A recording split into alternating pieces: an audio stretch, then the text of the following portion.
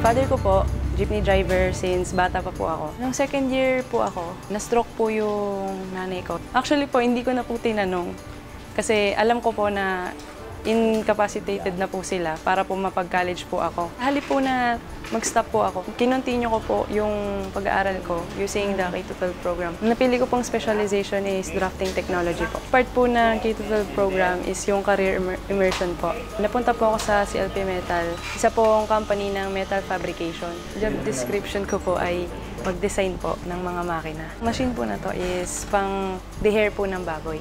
Once na po sumalang po yung baboy dyan, after several seconds po, wala na pong balahibo yung baboy. May nabibili pong ganyan, kaso po abroad pa po. Sa design po ng CLP, kami po yung nag-a-adjust po dun sa budget po na binigay po ng customer. Proud na proud po ako. Hindi po lahat ng 19-year-old kaya pong mag-design po ng machine. Pinagmamalaki ko na K-12 graduate ako dahil nasusuportahan ko na yung pamilya ko and I'm learning while earning.